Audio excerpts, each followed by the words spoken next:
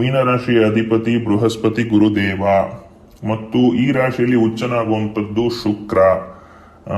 ಗುರು ಯಾವ ರಾಶಿಯಲ್ಲಿ ಕೂತ್ಕೊಂಡ್ರು ಕೂಡ ಆ ರಾಶಿಯಲ್ಲಿ ಇರುವ ವಿಚಾರವನ್ನ ದೊಡ್ಡದಾಗಿ ಮಾಡ್ತಾನೆ, ಅಂದ್ರೆ ಎಕ್ಸ್ಪ್ಯಾಂಡ್ ಮಾಡ್ತಾನೆ. ಮತ್ತು ಯಾವುದೇ ಮಂಗಳ ಕಾರ್ಯಗಳು ಆಗಬೇಕು ಅಂತಂದ್ರೂ ಗುರುಬಲ ಅತ್ಯಂತ ಮುಖ್ಯವಾದ ವಿಚಾರ. ಮೀನರಾಶಿಯವರ ಸಹಜ ಗುಣ ಸ್ವಭಾವಗಳ ಬಗ್ಗೆ ತಿಳ್ಕೋಬೇಕು ಅಂದ್ರೆ ಅದಕ್ಕೆ ಅಂತಾನೆ ಸಪರೇಟ್ ವಿಡಿಯೋ ಇದೆ, ಅದನ್ನ ಯೂಟ್ಯೂಬ್ ಚಾನೆಲ್ ನಲ್ಲಿ ನೋಡಿ, ಅದು ಸಿಗತ್ತೆ, ನೋಡಿ ವಿಚಾರ ತಿಳ್ಕೊಳ್ಳಿ. ಈಗ 2026 ವರ್ಷ ಭವಿಷ್ಯನ ಒಂದೊಂದೇ ಗ್ರಹಗಳ ಪರಿಣಾಮದ ತಿಳಿಸಿ ನಂತರ ಸಮರೈಸ್ ಮಾಡ್ತೀನಿ. ಸೊ ಕೊನೆಯವರೆಗೂ ವಿಡಿಯೋ ನೋಡಿದ್ರೆ ತುಂಬಾ ಉತ್ತಮ. ಮೊದಲಿಗೆ ಚಂದ್ರ ನಿಮ್ಮ 3ನೇ ಮನೆಯಲ್ಲಿ ಗೋಚಾರ ಮಾಡ್ತಾನೆ. ಇದು ತುಂಬಾ ಒಳ್ಳೆಯ ಗೋಚಾರ. ಧೈರ್ಯ ಜಾಸ್ತಿ ಇರುತ್ತೆ, ಮಾತಿನಲ್ಲಿ ಕಾನ್ಫಿಡೆನ್ಸ್ ಇರುತ್ತೆ, ನೀವೇನ್ ಮಾತಾಡಿದ್ರು ಅದನ್ನ ನಡೆಸ್ಕೊಡ್ತೀರಿ ಅನ್ನೋ ಧೈರ್ಯ ಆಪೋಸಿಟ್ ವ್ಯಕ್ತಿಗೆ ಬರುತ್ತೆ. ಒಡ ಹುಟ್ಟಿದವರಿಂದ ಲಾಭ ಇದೆ, ಒಡ ಹುಟ್ಟಿದವರಿಗೆ ಏಳಿಗೆ ಇದೆ ಮತ್ತು ನಿಮ್ಮ ಮಾತು ತುಂಬಾ ಕ್ಲಿಯರ್ ಆಗಿರುತ್ತೆ. ಪ್ರೆಸೆಂಟೇಷನ್ ಸ್ಕಿಲ್ಸ್ ತುಂಬಾ ಚೆನ್ನಾಗಿ ಇಂಪ್ರೂವೈಸ್ ಆಗತ್ತೆ. ಯಾರು ಮಾರಾಟದ ಫೀಲ್ಡ್ ನಲ್ಲಿ ಇರ್ತೀರಿ, ಸೇಲ್ಸ್ ಮಾರ್ಕೆಟಿಂಗ್ ಅಲ್ಲಿ, ಅವರಿಗೆ ತುಂಬಾ ಒಳ್ಳೆ ಲಾಭ ಆಗುವ ಸಾಧ್ಯತೆ ಇದೆ. ತಾಯಿಯಿಂದ ಲಾಭ ಇದೆ, ತಾಯಿಯಿಂದ ಒಳ್ಳೆ ಮಾತುಗಳನ್ನ ಕೇಳ್ತೀರಾ. ಹೆಣ್ಣಿನಿಂದ ಪ್ರಶಂಸೆ ಇರುತ್ತೆ, ಹೆಣ್ಣಿನಿಂದ ಪ್ರಶಂಸೆಯನ್ನು ಕೇಳಿಸ್ಕೊಳ್ತೀರಿ. ಮತ್ತು ಕೆಲಸ ಕಾರ್ಯಗಳಲ್ಲಿ ಹೆಣ್ಣಿನಿಂದ ಒಳ್ಳೆ ಸಹಾಯ ಆಗತ್ತೆ. ಹೆಂಗಸರು ಕೊಡುವ ಅಡ್ವೈಸ್ ನಿಂದ ನಿಮ್ಮ ಕೆಲಸ ಏಳಿಗೆ ಆಗೋ ಚಾನ್ಸಸ್ ಇದೆ. ನೀವು ಕೆಲಸ ಮಾಡುವ ಜಾಗದಲ್ಲಿ ನಿಮ್ಮ ಮೇಲಧಿಕಾರಿ ಹೆಣ್ಣಿದ್ರೆ ಅವರಿಂದ ನಿಮಗೆ ಒಳ್ಳೆ ಲಾಭ ಆಗತ್ತೆ. ಇನ್ನು ನೆಕ್ಸ್ಟ್ ಸೂರ್ಯ ನಿಮ್ಮ 10ನೇ ಮನೆಯಲ್ಲಿ ಗೋಚಾರ ಮಾಡ್ತಾನೆ. ಇದು ತುಂಬಾ ಒಳ್ಳೆಯ ಗೋಚಾರ.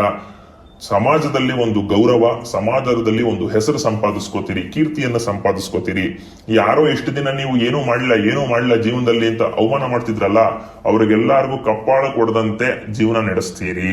ತಂದೆಯಿಂದ ಲಾಭ ಇದೆ, ತಂದೆಯಿಂದ ಪಿತ್ರಾರ್ಜಿತ ಆಸ್ತಿ ಸಿಗುತ್ತೆ, ತಂದೆಯ ಕೆಲಸ, ಸರ್ಕಾರಿ ಕೆಲಸ ನಿಮಗೆ ಸಿಗಬಹುದು ಮತ್ತು ತಂದೆಯ ಹೆಸರು ಉಳಿಸುವಂತ ಕೆಲಸಗಳನ್ನ ಮಕ್ಕಳು ಮಾಡ್ತಾರೆ. ಸರ್ಕಾರದಿಂದ ಲಾಭ ಇದೆ. ಯಾರು ಸರ್ಕಾರಿ ಕೆಲಸ ಬಯಸ್ತಿದ್ದೀರಿ ಅವರಿಗೆ ಸರ್ಕಾರಿ ಕೆಲಸ ಸಿಗುತ್ತೆ. ಯಾರು ಆಲ್ರೆಡಿ ಸರ್ಕಾರಿ ಕೆಲಸದಲ್ಲಿ ಇದ್ದೀರಿ ಅವರಿಗೆ ಬಡ್ತಿ, ಪ್ರಮೋಷನ್ ಮತ್ತು ಇನ್ಸೆಂಟಿವ್ ಸಿಗುತ್ತೆ. ಮೇಲಧಿಕಾರಿಗಳಿಂದ ಪ್ರಶಂಸೆ ಸಿಗುತ್ತೆ, ಅವಾರ್ಡ್ಗಳು ಸಿಗುವಂತ ಚಾನ್ಸಸ್ ಇರುತ್ತೆ. ಪೊಲೀಸ್ ಡಿಪಾರ್ಟ್ಮೆಂಟ್ ಅಲ್ಲಿ ಇರೋರಿಗೆ ಎಸ್ಪೆಷಲಿ ಸ್ಪೆಷಲ್ ಮೆಡಲ್ಸ್, ಈ president medal, chief ministers medal ಅಂತೆಲ್ಲ ಬರುತ್ತಲ್ಲ, ಅದೆಲ್ಲ ಸಿಗೋ ಯೋಗ ಇದೆ. ಸೂರ್ಯನಿಂದ ಒಳ್ಳೆ ಲಾಭ ಇದೆ. ಸರ್ಕಾರದಿಂದ ನಿಮಗೇನಾದ್ರೂ ಬೆನಿಫಿಟ್ ಆಗ್ಬೇಕು ಅಂದ್ರೆ ಅದು ಖಂಡಿತವಾಗ್ಲೂ ಈಗ ಆಗತ್ತೆ. ಇನ್ನು ನೆಕ್ಸ್ಟ್ ಗುರು ನಿಮ್ಮ 4ನೇ ಮನೆಯಲ್ಲಿ ಗೋಚಾರ ಮಾಡ್ತಿದ್ದಾನೆ. ನಿಮಗೆ ಗುರುಬಲ ಇಲ್ಲ, ಆದರೂ ತೊಂದರೆ ಇಲ್ಲ. ಸಂಸಾರದಲ್ಲಿ ಸ್ವಲ್ಪ ತಾಪತ್ರಯಗಳಿರುತ್ತೆ, ಅದು ಬಿಟ್ಟು ಬೇರೆ ಏನು ಅಂತ ದೊಡ್ಡ ಸಮಸ್ಯೆಗಳಿಲ್ಲ. ವಾಹನಗಳಿಂದ ಸ್ವಲ್ಪ ಸಮಸ್ಯೆ, ಸೊ ವಾಹನಗಳಿದ್ರೆ ಅದ್ರ ಕಂಡೀಷನ್ ಚೆನ್ನಾಗಿ ಇಟ್ಕೊಳ್ಳಿ. ಇಲ್ಲದಿದ್ರೆ ಬೇಕಾಗಿರೋ ಕೆಲಸಕ್ಕೆ ಹೋಗೋ ಸ್ವಲ್ಪ ಕೈ ಕೊಡುವಂತ ಸಾಧ್ಯತೆಗಳಿರುತ್ತೆ. ಮನೆಗಾಗಿ ಖರ್ಚು ಮಾಡುವಂತದ್ದು, ವಿಪರೀತ ಖರ್ಚಾಗುವಂತದ್ದು, ಫರ್ನಿಚರ್ಸ್, ಹೊಸ ಮನೆ ಮಾಡ್ಬೋದು. ಯಾರಾದ್ರೂ ಮದುವೆ ಆದ್ರೆ ಹೊಸ ಮನೆ ಮಾಡ್ಬೇಕಲ್ಲ, ಅವಾಗ ಖರ್ಚಾಗ್ಬೋದು. ಪಾತ್ರೆ ಸಾಮಾನು, ಫರ್ನಿಚರ್ಸ್ ಇದೆಲ್ಲ ತಗೊಂಡು ಖರ್ಚಾಗುವಂತ ಸಾಧ್ಯತೆ ಇರುತ್ತೆ. 2026 ಮೇ ನಂತರ ಗುರುಬಲ ಬರುತ್ತೆ. ಆ ಕಾರಣದಿಂದ ತುಂಬಾ ಒಳ್ಳೆ ಟೈಮ್ ಇದೆ ಆಮೇಲೆ ಗುರುವಿನಿಂದನೂ ಕೂಡ. ಇನ್ನು ನೆಕ್ಸ್ಟ್ ಶುಕ್ರ ಕೂಡ ನಿಮ್ಮ 10ನೇ ಮನೆಯಲ್ಲಿ ಗೋಚಾರ ಮಾಡ್ತಾನೆ. ಶುಕ್ರ 10ನೇ ಮನೆಯಲ್ಲಿ ಗೋಚಾರ ಮಾಡುವಂತದ್ದು ಒಳ್ಳೆಯದಲ್ಲ. ಸಮಾಜದಿಂದ ಸ್ವಲ್ಪ ಚುಚ್ಚು ಮಾತುಗಳನ್ನ ನೀವು ಕೇಳಬೇಕಾಗತ್ತೆ. ಆಗ್ಲೇ ಹೇಳಿದೆ ಸಮಾಜದಲ್ಲಿ ಗೌರವ ಹೆಚ್ಚಾಗತ್ತೆ ಅಂತ. ಸಮಾಜದಲ್ಲಿ ನೀವು ದೊಡ್ಡ ವ್ಯಕ್ತಿಗಳಾದ್ರೆ ನಿಮ್ಮನ್ನ ಹೇಟ್ ಮಾಡುವಂತ ಜನ ಖಂಡಿತವಾಗ್ಲೂ ನಿಮಗ್ ಚುಚ್ಚು ಮಾತೆ ಆಡೋದು, ಅವ್ರು ನಿಮಗ್ ಸಪೋರ್ಟ್ ಮಾಡೋದಿಲ್ಲ. ಕೂತ್ಕೊಂಡಿದ್ದಾನೆ ಕೆಲಸ ಇಲ್ಲ ಅಂತಾರೆ. ಕೆಲಸ ಮಾಡ್ತಾ ಇದ್ರೆ ದನ ಕೆಲಸ ಮಾಡ್ದಂಗ್ ಮಾಡ್ತಾನೆ, ಕತ್ತೆ ಕೆಲಸ ಮಾಡ್ದಂಗ್ ಮಾಡ್ತಾನೆ, ಅವನಿಗೇನ್ ಬೇರೆ ಏನಿದೆ ಬಾ ಅದು ಬಿಟ್ರೆ ಅಂತಾನೂ ಅಂತಾರೆ. ಹಂಗಿದ್ರು ಕಷ್ಟ, ಹಿಂಗಿದ್ರು ಕಷ್ಟ ಸಮಾಜಕ್ಕೆ. ಸೊ ಸ್ವಲ್ಪ ಕುಹುಕದ ಮಾತುಗಳು ಕೇಳಿಸುತ್ತೆ ನಿಮಗೆ, ಅದ್ರ ಬಗ್ಗೆ ಹೆಚ್ಚು ಗಮನ ಕೊಡಬೇಡಿ. ಅದರಿಂದ ನಿಮ್ಗೆ ಏನ್ ಮರ್ಯಾದೆ ಹೋಗೋದಿಲ್ಲ, ದೇವಲೋಕ ಹಾಳಾಗೋದಿಲ್ಲ ನಾಯಿಗಳು ಬೊಗಳಿದ್ರೆ. ಆ ಕಾರಣದಿಂದ ನಿಮ್ಮ ಪಾಡಿಗೆ ನೀವು ಕೆಲಸ ಮಾಡ್ಕೊಂಡು ಆರಾಮಾಗಿರಿ. ಇನ್ನು ನೆಕ್ಸ್ಟ್ ಬುಧ ಕೂಡ ನಿಮ್ಮ 10ನೇ ಮನೆಯಲ್ಲಿ ಗೋಚಾರ ಮಾಡ್ತಾನೆ. ಒಳ್ಳೆಯ ಗೋಚಾರ ಇದು. ಸಮಾಜದಲ್ಲಿ ಪ್ರಶಂಸೆಗೀಡಾಗ್ತೀರಿ. ಸಮಾಜದಲ್ಲಿರೋ ವ್ಯಕ್ತಿಗಳು, ಗಣ್ಯ ವ್ಯಕ್ತಿಗಳಿಂದ ನಿಮಗೆ ಅಪ್ರಿಸಿಯೇಷನ್ ಸಿಗೋ ಚಾನ್ಸಸ್ ಇರುತ್ತೆ. ಆಯ್ತಾ? ಇನ್ನು ಎಸ್ಪೆಷಲಿ ಈ sales, marketing, journalism, printing and media, electronics and communication, auditing ಮತ್ತೆ ಅಕೌಂಟೆನ್ಸಿ, ಇದರ ರಿಲೇಟೆಡ್ ಅಲ್ಲಿ ಕೆಲಸ ಮಾಡ್ತಿದ್ದವ್ರಿಗೆ ಒಳ್ಳೆ ಲಾಭ ಇದೆ. ಒಳ್ಳೆ ಹಣ ಸಂಪಾದನೆ ಮಾಡ್ತೀರಿ. ಒಳ್ಳೆ ಲೆವೆಲ್ಗೆ ಪ್ರಮೋಷನ್ ಆಗತ್ತೆ. ನೀವು ಒಂಥರ ಟಾಪ್ ಮಾರ್ಕೆಟರ್ ಆಗ್ತೀರಿ, ಟಾಪ್ ಸೇಲ್ಸ್ ಪರ್ಸನ್ ಆಗ್ತೀರಿ, ಅವಾರ್ಡ್ಸ್ಗಳು ಸಿಗತ್ತೆ, ಹಣನೂ ಉಳಿಯುತ್ತೆ, ಫಾರಿನ್ ಕಂಟ್ರಿಗೆಲ್ಲ ಹೋಗುವಂತ ಚಾನ್ಸಸ್ ಇರುತ್ತೆ. ಇನ್ನು ನೆಕ್ಸ್ಟ್ ಶನಿ ನಿಮ್ಮ ಜನ್ಮದಲ್ಲೇ ಇದ್ದಾನೆ, 1ನೇ ಮನೆಯಲ್ಲೇ ಇದ್ದಾನೆ. ಇನ್ನು 5 ವರ್ಷ ನಿಮಗೆ ಸಾಡೆ ಸಾತಿ ಇದೆ.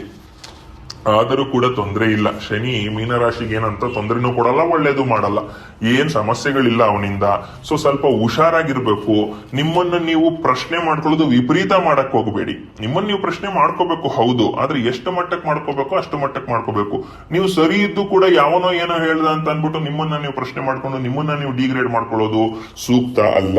ಆ ಕಾರಣದಿಂದ ನಿಮ್ಮ ಬಗ್ಗೆ ನಿಮಗೆ ಕಾನ್ಫಿಡೆನ್ಸ್ ಇರಬೇಕು, ಓವರ್ ಕಾನ್ಫಿಡೆನ್ಸ್ ಇರಬಾರ್ದು, ಕಾನ್ಫಿಡೆನ್ಸ್ ಇರಬೇಕು. ಹಂಗಂತ ಅಂಡರ್ ಕಾನ್ಫಿಡೆನ್ಸ್ ಇರಬಾರ್ದು, ಮತ್ತೆ ಇನ್ಸೆಕ್ಯೂರಿಟಿನೂ ಇರಬಾರ್ದು. ಆಯ್ತಾ? ಸಂಕುಚಿತ ಮನೋಸ್ವಭಾವವನ್ನು ಇಟ್ಕೋಬೇಡಿ. ನೀವು ಕರೆಕ್ಟ್ ಆಗಿ ಕೆಲಸ ಮಾಡ್ತಿದ್ದೀರಾ, ನೀವು ಮಾಡ್ತಿರೋದು ಕರೆಕ್ಟಾ, ಮನಸ್ಸಾಕ್ಷಿ ಕರೆಕ್ಟ್ ಇದೆಯಾ, ಅದನ್ನೇ ಮಾಡಿ. ಯಾರೋ ಹೇಳಿದ್ರು ಅಂತ ಅದಕ್ಕೆ ಸಂಕೋಚ ಪಟ್ಕೊಳ್ಳೋ ಅವಶ್ಯಕತೆ ಇಲ್ಲ. ಇನ್ನು ನೆಕ್ಸ್ಟ್, ರಾಹು ನಿಮ್ಮ 12ನೇ ಮನೆಯಲ್ಲಿ ಗೋಚಾರ ಮಾಡ್ತಿದ್ದಾನೆ. ಒಳ್ಳೆಯ ಗೋಚಾರ ಅಲ್ಲ. ಫಾರಿನ್ ಕಂಟ್ರೀಸ್ಗೆ ಹೋಗುವ ಚಾನ್ಸಸ್ ಇದೆ, ಆದ್ರೆ ಫಾರಿನ್ ಕಂಟ್ರೀಸ್ಗೆ ಹೋದಾಗ ಸ್ವಲ್ಪ ಸಮಸ್ಯೆಗಳಾಗೋ ಚಾನ್ಸಸ್ ಕೂಡ ಇದೆ. ಆ ವಿಚಾರದಲ್ಲಿ ಎಚ್ಚರಿಕೆ ಇರಬೇಕು. ಎಲ್ಲಾದ್ರೂ ಹೋಗ್ತಿದ್ರಿ ಟ್ರಿಪ್ಗೆ ಅಂತಂದ್ರೆ ಎಲ್ಲಾ ಡಾಕ್ಯುಮೆಂಟ್ಸ್ ಕರೆಕ್ಟ್ ಆಗಿದ್ಯಾ ಏನು ಅಂತೆಲ್ಲ ಚೆಕ್ ಮಾಡ್ಕೊಂಡು ಹೋಗಿ. ವೀಸಾ ವಿಚಾರದಲ್ಲೆಲ್ಲ ಎಚ್ಚರಿಕೆ ಇರಲಿ, ಇಲ್ಲದಿದ್ರೆ ಅಲ್ಲಿ ಸಮಸ್ಯೆ ಫೇಸ್ ಮಾಡ್ಬೇಕಾಗತ್ತೆ. ಮತ್ತು ಇಂಪೋರ್ಟ್ ಎಕ್ಸ್ಪೋರ್ಟ್ ಬಿಸ್ನೆಸ್ ಇಟ್ಕೊಂಡಿರೋರು ಸ್ವಲ್ಪ ನಷ್ಟ ಅನುಭವಿಸಬೇಕಾಗತ್ತೆ. ಫಾರಿನ್ ಕಂಟ್ರಿಗಳ ಡೆವಲಪ್ಮೆಂಟ್ ಗಳಿಂದ ನಿಮಗೆ ನಷ್ಟ. ಅಂದ್ರೆ ಈಗ ಈ ಅಮೆರಿಕದ ಹುಚ್ಚು ಪ್ರೆಸಿಡೆಂಟ್ ಇದಾರಲ್ಲಪ್ಪ, ಅವ್ರು ಏನೇನೋ ಮಾಡ್ತಿದಾರಲ್ಲ, ಅದರಿಂದ ಎಷ್ಟೋ ಬಿಸ್ನೆಸ್ ಪರ್ಸನ್ಸ್ಗೆ ಎಫೆಕ್ಟ್ ಆಗ್ತಾ ಇದೆ. ಸೊ ಮೀನರಾಶಿಯವರೆಗೂ ಅದ್ರ ಎಫೆಕ್ಟ್ ಆಗುವಂತ ಚಾನ್ಸಸ್ ಇರುತ್ತೆ. ಅದರಿಂದ ಸ್ವಲ್ಪ ನಷ್ಟ ಆಗೋ ಸಾಧ್ಯತೆ ಇರುತ್ತೆ. ಕನಸಿನಲ್ಲಿ ಹಾವುಗಳು ಕಾಣಿಸುವಂತ ಚಾನ್ಸಸ್ ಇರುತ್ತೆ. ವಿಚಿತ್ರ ಕನಸುಗಳು ಬೀಳುವಂತ ಚಾನ್ಸಸ್ ಇರುತ್ತೆ. ಸಮುದ್ರ, ನೀರು ಇದೆಲ್ಲ ಕಾಣಿಸುವಂತ ಯೋಗ ಇದೆ. ಆಯ್ತಾ? ಇನ್ಸೋಮ್ನಿಯಾ ಕೂಡ ಆಗೋ ಚಾನ್ಸಸ್ ಇದೆ. ರಾಹುವಿಗೆ ಪರಿಹಾರಗಳು ಮಾಡ್ಕೊಂಡ್ರೆ ತುಂಬಾ ಒಳ್ಳೆಯದು. ಇನ್ನು ನೆಕ್ಸ್ಟ್, ಕೇತು ನಿಮ್ಮ 6ನೇ ಮನೆಯಲ್ಲಿ ಗೋಚಾರ ಮಾಡ್ತಾನೆ. 6ನೇ ಮನೆಯ ಗೋಚಾರ ತುಂಬಾ ಒಳ್ಳೆಯ ಗೋಚಾರ. ನೆಮ್ಮದಿಯ ಲೈಫ್ ಸ್ಟೈಲು, ಒಂದು ಹೊಸ ಜೀವನದ ಅನುಭವ, ಹೊಸ ವಿಚಾರದ ಅನುಭವ ನಿಮಗೆ ಸಿಗತ್ತೆ.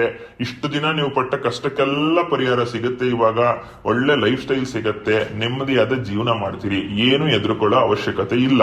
ಸ್ವಲ್ಪ ಶತ್ರುಗಳು ನಿಮ್ಮನ್ನ ನಯವಾಗಿ ವಂಚಿಸ್ಲಿಕ್ಕೆ ಟ್ರೈ ಮಾಡ್ತಾರೆ. ಆ ಬುದ್ಧಿವಂತಿಕೆಯಿಂದ ನೀವು ಬಚಾವಾಗಬೇಕು. ಅವ್ರು ಮಾಡ್ತಿರೋ ಪಿತೂರಿ ನಿಮಗೆ ಖಂಡಿತವಾಗ್ಲೂ ಅರ್ಥ ಆಗತ್ತೆ. ಅದು ಗೊತ್ತಾದ್ಮೇಲೂ ದಡ್ಡ ಕೆಲಸ ಮಾಡ್ಕೊಂಡ್ರೆ ನಿಮ್ಮಂತ ದಡ್ಡರು ಯಾರು ಇರೋದಿಲ್ಲ. ಸೊ ಶತ್ರುಗಳು ಯಾರು, ಮಿತ್ರರು ಯಾರು, ನಮ್ಮ ಒಳ್ಳೇದಕ್ಕೆ ಯಾರು ಹೇಳ್ತಿದ್ದಾರೆ, ಕೆಟ್ಟದಕ್ಕೆ ಯಾರು ಹೇಳ್ತಿದ್ದಾರೆ, ಡಿಫ್ರೆನ್ಶಿಯೇಟ್ ಮಾಡೋ ಯೋಗ ಇದೆ ನಿಮಗೆ. ಡಿಫ್ರೆನ್ಶಿಯೇಟ್ ಮಾಡ್ಕೊಂಡು ತಿಳ್ಕೊಂಡು ಯಾರನ್ನ ಎಲ್ಲೆಲ್ಲಿ ಇಡಬೇಕೋ ಅಲ್ಲಲ್ಲೇ ಇಟ್ಟರೆ ತುಂಬಾ ಒಳ್ಳೇದು. ಆಯ್ತಾ? ಇನ್ನು ನೆಕ್ಸ್ಟ್ ಲಾಸ್ಟ್ಗೆ ಕುಜ ನಿಮ್ಮ 10ನೇ ಮನೆಯಲ್ಲಿ ಗೋಚಾರ ಮಾಡ್ತಿದ್ದಾನೆ. ತುಂಬಾ ಒಳ್ಳೆಯ ಗೋಚಾರ. ರಿಯಲ್ ಎಸ್ಟೇಟ್ ಏಜೆಂಟ್ಸ್ ಅಂತೂ ಲಾಭವೋ ಲಾಭ, ತಂದೆಯಿಂದ ಲಾಭ. ಅಂದ್ರೆ ನಾರ್ಮಲ್ ಜನರಲ್ ಪೀಪಲ್ಗೆ, ರಿಯಲ್ ಎಸ್ಟೇಟ್ ಅವ್ರಿಗೆ ಮಾತ್ರ ಅಂತಲ್ಲ. ತಂದೆಯಿಂದ ಲಾಭ, ತಂದೆಯಿಂದ ಆಸ್ತಿ ಲಾಭ, ಪಿತ್ರಾರ್ಜಿತ ಆಸ್ತಿ ಲಾಭ, ತಾಯಿಯಿಂದ ಆಸ್ತಿ ಲಾಭ. ಒಟ್ನಲ್ಲಿ ಪಿತ್ರಾರ್ಜಿತ ಆಸ್ತಿ, ಅದನ್ನ ಮಾರೋದ್ರಿಂದ 10 ರೂಪಾಯಿಗೆ ಹೋಗೋ ಆಸ್ತಿ 15 ರೂಪಾಯಿಗೆ ಹೋಗಿ ಕೋಟ್ಯಾಧಿಪತಿಗಳಾಗ್ತೀರಿ. ಯಾವುದೇ ರೀತಿ ಸಮಸ್ಯೆ ಇಲ್ಲ. ಹೊಸ ಮನೆ ತಗೊಳ್ಳೋ ಯೋಗ ಇದೆ. ಮನೆ ಕಟ್ಟೋ ಯೋಗ ಈಗಿಲ್ಲ. ಲ್ಯಾಂಡ್ ತಗೊಳ್ಳಿ, ಪ್ಲಾಟ್ ತಗೊಳ್ಳಿ. ಶನಿ ಬದಲಾವಣೆ ಆಗಿ 5 ವರ್ಷದ ನಂತರ ಮನೆ ಕಟ್ಟಿದ್ರೆ ತುಂಬಾ ಒಳ್ಳೇದು. ಮತ್ತು ನಿಮ್ಮ ಜನ್ಮ ಜಾತಕದಲ್ಲಿ ಶನಿಯ ಪರಿಸ್ಥಿತಿ ಹೇಗಿದೆ ಅನ್ನೋದನ್ನ ನೋಡಿ ಮನೆ ಕಟ್ಕೊಳ್ಳಿ. ಇನ್ನು ವಾಹನಗಳ ಖರೀದಿ ಯೋಗ ಇದೆ. ಮತ್ತು ಕನ್ಸ್ಟ್ರಕ್ಷನ್ ಎಕ್ವಿಪ್ಮೆಂಟ್ ಮಾರೋರಿಗೆ, ಕನ್ಸ್ಟ್ರಕ್ಷನ್ ಮೆಟೀರಿಯಲ್ಸ್ ನ ಮಾರೋರಿಗೆ ಒಳ್ಳೆ ಲಾಭ ಇದೆ. ಇನ್ನು ಬಿಲ್ಡರ್ಸ್, ಕಾಂಟ್ರಾಕ್ಟರ್ಸ್ಗೆ ತುಂಬಾ ಒಳ್ಳೆ ಲಾಭ ಇದೆ. ಕಬ್ಬಿಣವನ್ನು ಮಾರುವವರಿಗೆ ಒಳ್ಳೆ ಲಾಭ ಇದೆ. ಇದೆಲ್ಲವೂ ಒಳ್ಳೆ ಲಾಭದ ವಿಚಾರಗಳಾಗಿದೆ. ಇದಿಷ್ಟು ಮೀನರಾಶಿಯವರ 2026ರ ವರ್ಷ ಭವಿಷ್ಯ. ಟೈಮ್ ಚೆನ್ನಾಗಿದೆ, ಏನ್ ತೊಂದರೆ ಇಲ್ಲ. ಶನಿ ಒಂದು ಜನ್ಮದಲ್ಲಿರೋದ್ರಿಂದ ಸ್ವಲ್ಪ ಸ್ಕ್ರೂಟಿನಿ ಜಾಸ್ತಿ, ಪ್ರಶ್ನೆಗಳು ಜಾಸ್ತಿ. ನಿಮ್ ಬಗ್ಗೆನೇ ನಿಮ್ಗೆ ಕ್ವಶನ್ಸ್ ಇರ್ಬೋದು, ಬೇರೆಯವ್ರು ನಿಮ್ಮನ್ನ ಪ್ರಶ್ನೆ ಮಾಡ್ಬೋದು. ಸ್ವಲ್ಪ ಟೆನ್ಷನ್ ಇರುತ್ತೆ. ಅದು ಬಿಟ್ರೆ ಬೇರೆ ಎಲ್ಲದ್ರಲ್ಲೂ ಲಾಭ ಇದೆ. ಇಷ್ಟಪಟ್ಟ ಜೀವನ, ಲಕ್ಸುರಿಯಸ್ ಜೀವನ, ಎಲ್ಲಾ ಕಡೆಯಿಂದ ದುಡ್ಡು, ಎಲ್ಲವನ್ನೂ ನೋಡ್ತೀರಾ. ಸಂತೋಷದ ಜೀವನ ನೋಡುವಂತ ಟೈಮು 2026 ಮೇ ನಂತರ ಅಂತೂ ಇನ್ನೂ ತುಂಬಾ ಚೆನ್ನಾಗಿರುತ್ತೆ. ಯಾಕಂದ್ರೆ ಗುರುಬಲ ಬರುತ್ತೆ. ಒಟ್ನಲ್ಲಿ ನಿಮ್ಮ ಜನ್ಮ ಜಾತಕದಲ್ಲಿ ಏನಾದ್ರೂ ಪಿತೃಶಾಪ, ಪಿತೃದೋಷ ಇದ್ರೆ ಕೊನೆ ಮೂಮೆಂಟ್ ಅಲ್ಲಿ ಎಲ್ಲ ಕೆಲಸಗಳು ಆಗದೆ ಇರುವಂತ ಚಾನ್ಸಸ್ ಇರುತ್ತೆ.